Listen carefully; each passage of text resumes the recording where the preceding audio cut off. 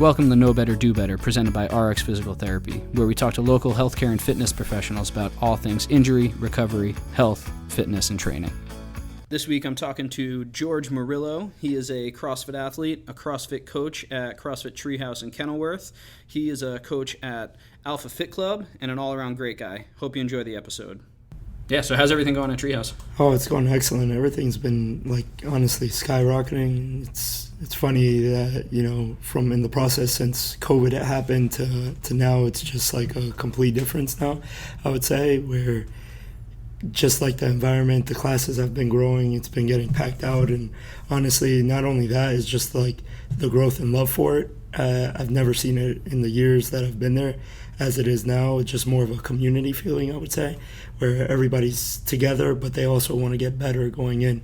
So in that standpoint, it's honestly really brings almost tears to my eyes, where it's just you have that vision for Treehouse when you talk about just having 3 people for a class and now seeing it packed out. That's all you want going in for as a coach and being in the business too as well. Yeah, I mean it's a pretty cool community over there. Yeah. I feel like everyone over there really feels like a family. Yeah. And I feel like everyone kind of takes responsibility for the growth and visibility of Treehouse. I love how active the members are on social media and how much they're posting, and I can always kind of see what's going on over there, exactly. from day to day, how hard everybody's working. And exactly. And the other thing that I would say about that is what you just went on with saying how people actually like the community, but they also help the community out as well. And it just shows where you see other communities where it's not like that, where it's mostly you go in and then you go right out. But I just say Treehouse has just been something so different, where it's just people actually want to be there. And I always compare it to in the standpoint of people get obsessed with it. They get obsessed with it in a good way, where they don't want to leave out of there. Sometimes I got to get a broomstick to start kicking people out. But it's fun to see how much people are actually invested into the product going in, but also invested in the vision in the long-term effect. Because we preach that a lot, where anybody could do one solid day, anybody could do one solid week, but can you keep it consistent? Okay, 2 weeks. Can you keep it consistent in a month, 6 months? And that's where you start really pinpointing the difference maker is that consistency part. And I feel like a lot of people are now really invested, not only with the program, but the vision where Treehouse is leading up to. Because honestly, for the years that I've been there, it has never been like how it is today, with just the members, the community, and just that feeling that you get with people around you that just not only want to get better for themselves, but also want to get you better too. So it's a beautiful effect going in, and I'm very proud of representing over there going in. How'd you get involved over there? So what was funny is I think every CrossFitter can relate to this story is, you start off in a regular gym, and then you just start seeing online clean snatches and stuff like that. And from there, myself and Coach Mo, another coach of mine, best friend, we started wanting to do CrossFit, but we started doing it in a regular gym. So we would start doing cleans with metal plates and just make just a whole fucking amount of noise going in the gym. And from there, we would get just so many complaints. And then one day I was just to Mo, at that time, you paid $10 for a monthly rate, right, for a regular gym, but then $150, especially at that time. I think I was a high schooler. Paying $150 a month was really extreme. But then from there, I was just you know what? Let me. If I wanted to actually do this and I want to actually see a difference maker for myself, body wise and stuff like that, then let me invest in it. And from there, we went to CrossFit Treehouse. We searched online. CrossFit Treehouse looked like it was the cleanest, but the vibe over there was just really perfect, coaches and everything. So we went there for our first class and we fell in love with it. And we said that it was just going to be 1 month. And then from there, we'll get the stuff that we learned going back to the just regular gym. But then from there, we actually found a love for it, for the sport. And, from there, I would say that actually grew me as an athlete, but not only as an athlete, as a coach as well going in. Yeah. How'd you start coaching? So started coaching I always knew that I wanted to coach athletes going in, and that was always what I was passionate about. So from there, I just started getting just local people around the area from Linden and local athletes, and I started training them for free going in. And the first year, I always tell people the first year was like me getting to know everything and stuff like that, like how to do certain things. So it was like a learning year for me. But then from there, started seeing I only had like probably 3 athletes at the time, and like I said, it was like for free. So whatever weather, rain, at a local park, just a tennis ball and a ladder. That's what I always tell people is how I started: a tennis ball and a ladder, and then from there just made it worthwhile. Then from there just started training them. Then the second year it just started getting a little bit better, where people started giving me that word of mouth. And then from there, started seeing more athletes come in. And then that third year, I started saying, let me start investing myself in it. And at that time, what people got to remember is that at that time, I was just in college, paying off college, going in. So like literally for the sleds, for the cones, all that stuff that I implemented on the field, it was just like really, like it cost a lot of money going in, and from there I would just see those bank accounts go negative sometimes, just because you love what you do, and at that time I didn't really understand that, and it was just like one of those things, like I just kept on wanting to do it. And from there, camera production, having the guy come over for camera production to record these athletes, I was more looking at, okay, let me give each and every athlete a great experience. Of course, I'm not like an NFL combine or exos or stuff like that, but I made sure like any athlete that comes my way, I'm going to give them the best experience ever, where they're going to get the best product ever. Because from there, I'm just focusing, like I said, I only started with 3 clients going in. So I was only focusing on those 3 clients, not a whole 52 clients or anything like that. So I made sure with those 3 clients, I made sure that they had the best experience going in, where they had the photos where they could take those photos and send them to their coaches, or videos to show their coaches on how their off-season work, what they were doing for their off-season. So it was beautiful to see on how, not only my camera production, but for the athletes and for myself, how we all helped each other. I'm seeing my camera guy where now he's working officially with BMW, going in for their corp style for photos and videos. And then I see the athletes that went the long road now going into university ball or NFL combines or whatever the case is. So I'm just seeing on how we all helped each other out in that first process, where the camera guy was still making a name for himself to get into where he wanted to, and for those NFL guys that really wanted to be in the league, on how much they needed that training going out, because there was nothing, I would say in my town, there was nothing like that going in, where you talk about field training, beach training, and then strength and conditioning training in the gym. So from there was nothing on that. So I was really preaching to athletes on how professional that they have to be if they really want to take this the long road going in. How'd you move from the park into like an actual facility? So I stayed in the park for about 3 years. I was still in CrossFit Treehouse, but from there I was just in CrossFit Treehouse, where I just wanted to that was just for me, going in, focus on me. Athlete only. Athlete only going in. And from there, not one time, because everybody knew with the coaches, with Erica, who leads everything in CrossFit Treehouse, she knew I was dealing with athletes, but she never asked me like to bring my athletes over there going in. But from there, I've always felt like, okay, if you don't know something, you shouldn't take that route, if I could say. And what I mean by that is that I was really good in the field work, but I still needed a lot to learn for the strength and conditioning. I did not know how to get athletes to their prime level or what phases and stuff like that. So from there, I knew I had to get better before I asked anybody to let me train in their gym and stuff like that. And from there, once I started, doing my own research and everything, I would never forget. I reached out to one of my the guys that I looked up to that got me into coaching and everything, and I showed him one of my videos, and that was like a true testament if I really wanted to continue or not, where when he seen the video, he just criticized the shit out of my video, where he was telling me, he just ripped me apart going in. He told me on the stuff that was wrong a part of the video and the stuff that I needed to work on.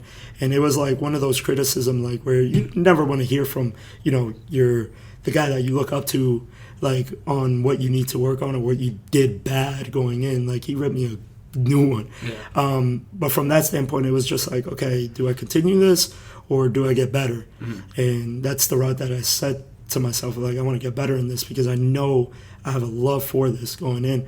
So from there, I started getting better, started doing my own research, and then I spoke to Erica, the owner of CrossFit Treehouse, from there if I can train some of my athletes there. And then that's when it started really piling up, where I started getting more attention because not only was I on the field, not only was I on the beach, but now I had a local spot where athletes can train out of and going in for strength and conditioning. So it just made a huge effect, not only for everything, but for the athletes as well, giving them the whole package. And like I said, this was me doing everything for free going in. And with Erica, like I was paying out of my pocket for each and every individual client. For the cameraman, I was paying out of my pocket for these guys to get these videos and give it to their coaches. And it did help me out a lot going in for other athletes to see it, but I've always felt like I can't charge you if you don't know what I'm about. So in those starting years, I just did everything for free going in, ate the shit that people say, and from there started seeing the bank account go negative. But when you have a true love for what you do, you don't even mind those other outside things. You just keep on doing it because you have faith that your vision's going to take you the long road. And I knew going into it, and I spoke to the guy that really helped me out in the with coaching and everything. I told him that like I really want to keep on doing this, but I want to take it a different route going in. So yeah, you and I have spoken in the past about something that I call like the give a shit factor. Yeah. And I think you have that in spades. Yeah. You clearly work with a lot of field and court athletes. You work with a lot of CrossFit athletes. But like, who is your like ideal client? Like, if you could boil this person down to like all of their specific traits, like who is the person that you like to work with the most? Yeah, you know something? I've always got asked that question, and in the standpoint even this year, still deciding if I'm going to do an off season or not. And why I say that is because you train these high level athletes and people think it's like the best thing ever, right? And from that standpoint it is. I truly enjoy getting guys to the best season possible going in. Nothing beats that, where you start seeing, oh snap, like the stuff that we did inside where nobody was at, where the work was shown in the dark, you're seeing it now in a highlight reel, and it's like truly the best feeling ever. But when I get asked that question, like the most important thing that I always ask people is like their ambition, right? And I like to work with ambitious people. Mm-hmm. And what I mean by that, it could be the best NFL athlete, or it could be just a regular person that works a 9-to-5 job. But you start seeing that each person that you walk into in life has some sort of ambition to something.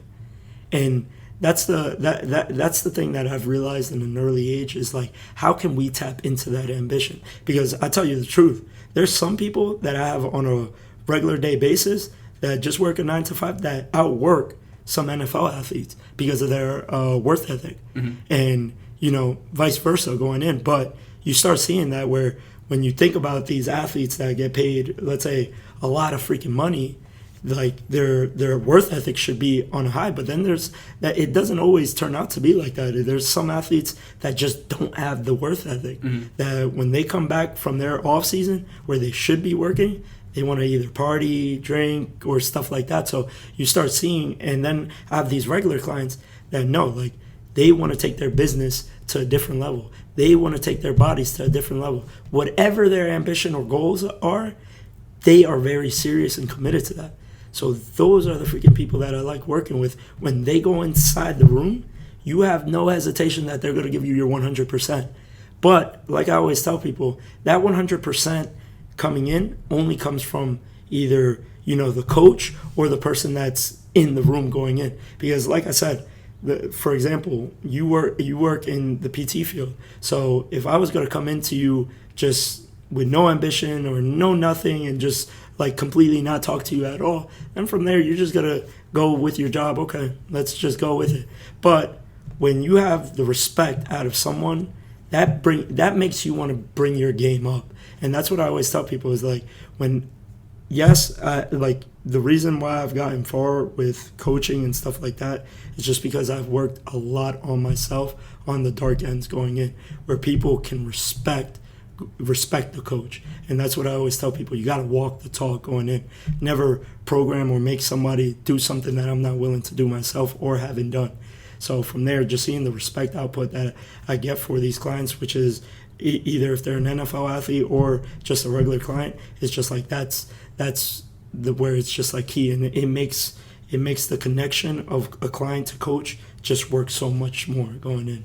Yeah, I always found that the people that I had the most successful outcomes with are the people who we were able to get like super granular on what their goals are, right? So on that initial conversation when the first time I meet someone and we're talking about, okay, like what is it that you are trying to accomplish? And in my world, whether it's we're trying to work through or around shoulder pain or back pain, right? It's what are you trying to accomplish, right? What is the specific goal?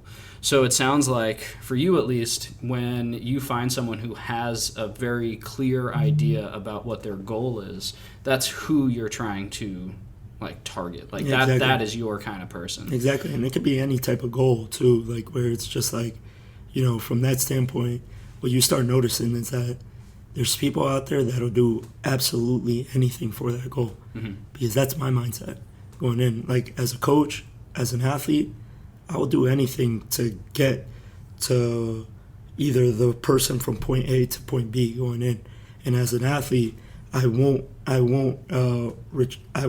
leave those small details unwanted. And I think that's the most important thing, those small details that make the difference going in. Whether, you're giving them an experience or you're paying attention to something so closely where other people can't see it, it's just like, that's where it's like, okay. Because I've had some of the best athletes in the world that are considered one of the best wide receivers, top 5 wide receivers in the game.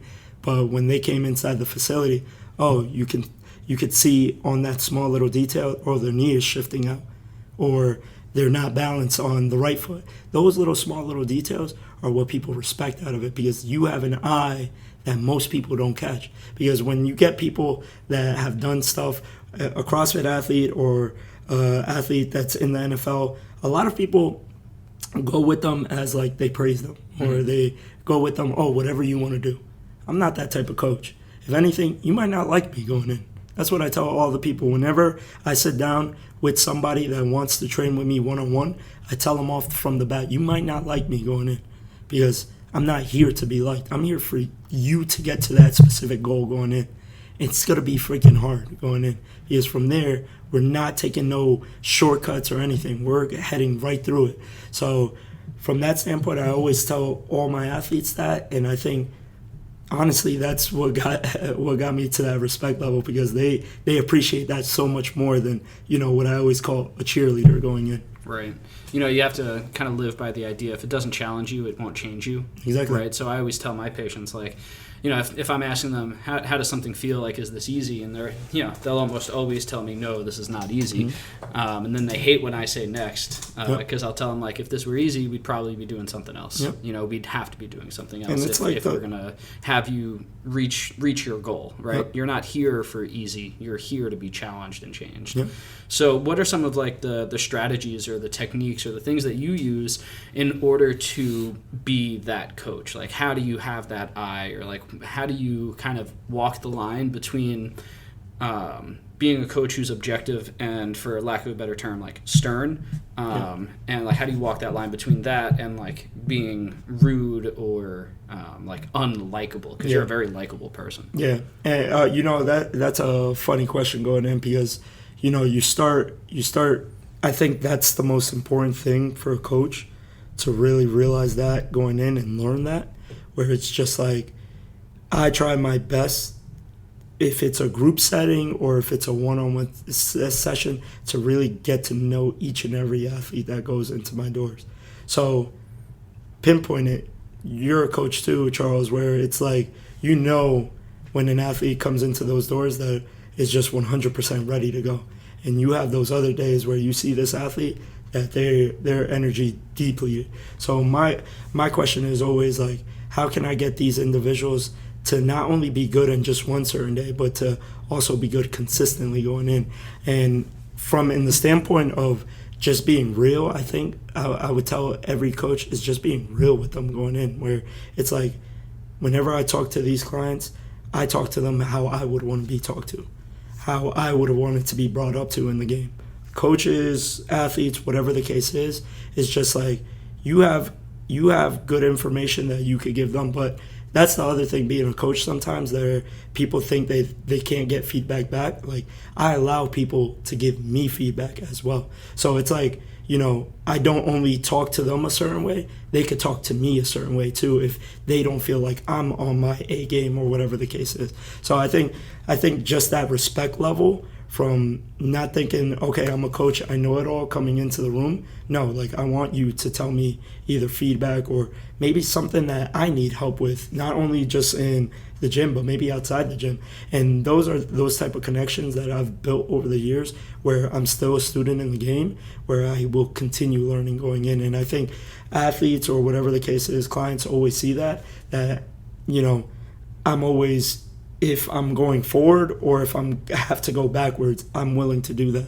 Where it's in that small sense, like I said, those small little details, where I think we all respect each other, where we're willing to do that going in.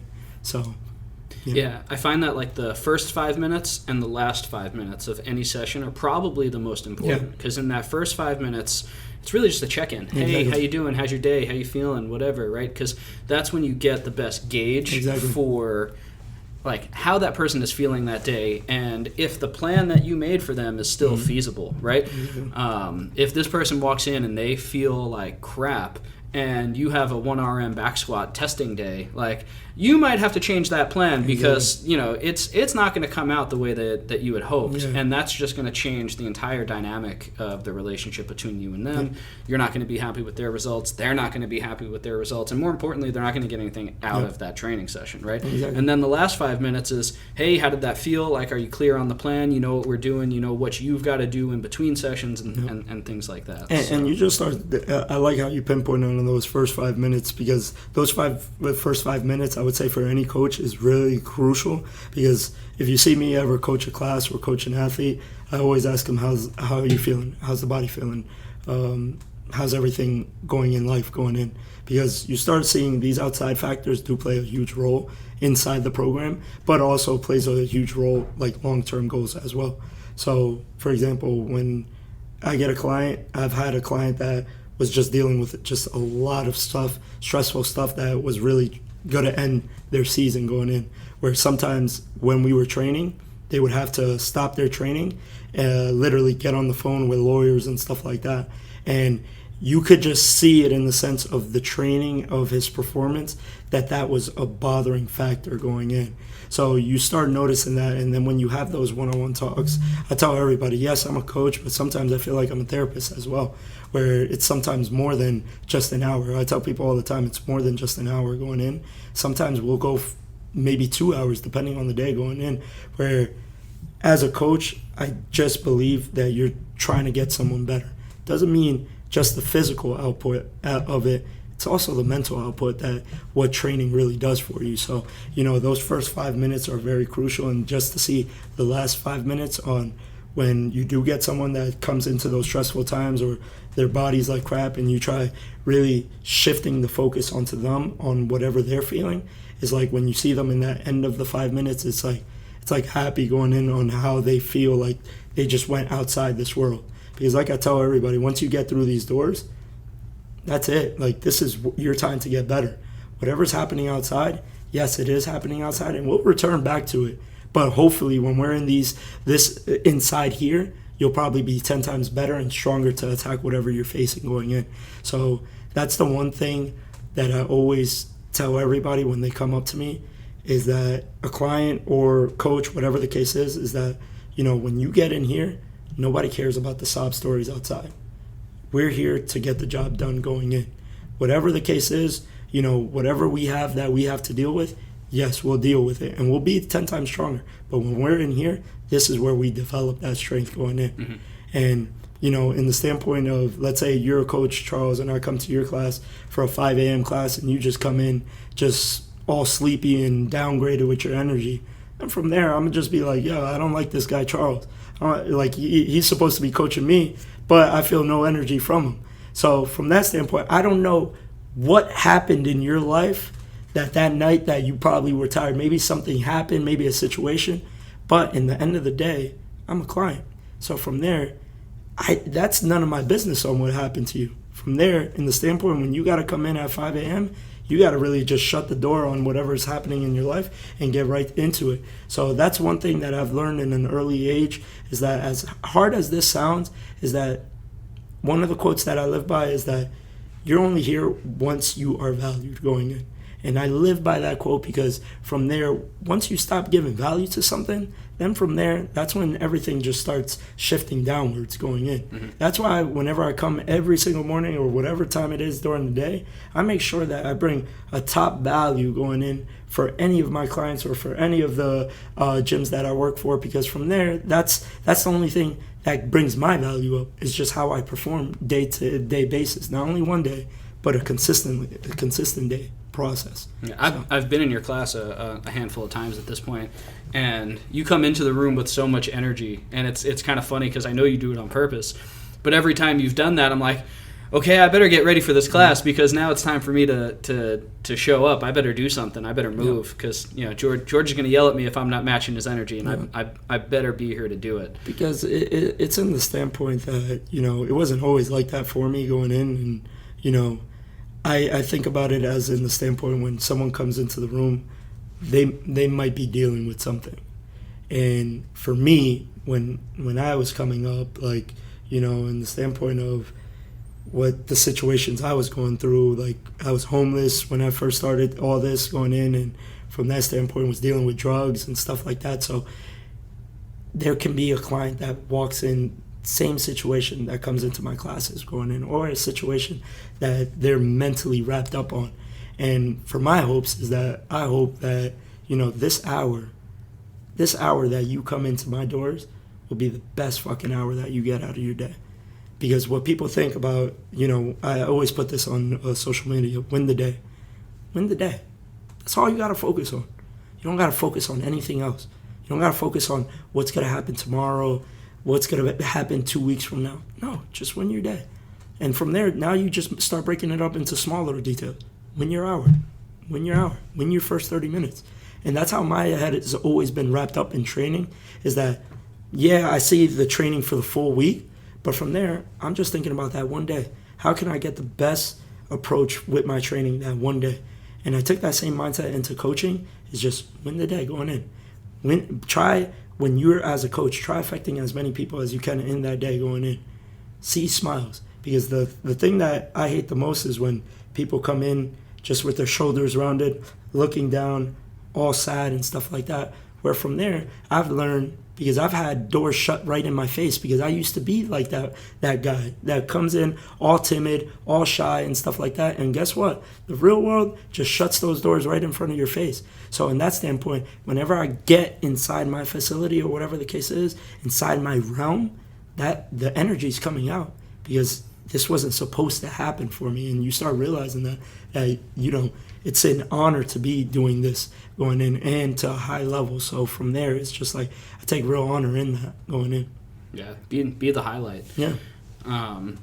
George, one thing I always like to ask people who come on is, there's a certain mindset or stigma or stereotype about CrossFit coaches, CrossFit athletes, things like that, or even athletes in general, right? So what's something that you wish people knew about CrossFit or strength training or things like that? Yeah. What's something that you wish people knew about it or from that whole world? Yeah, I mean, really, really, the one thing that I would ask anyone going in is really do your research on your box, know the coaches, see their background in coaching, because the one thing that I hate is that people go to one box and then they make a bad name out of CrossFit in general going in.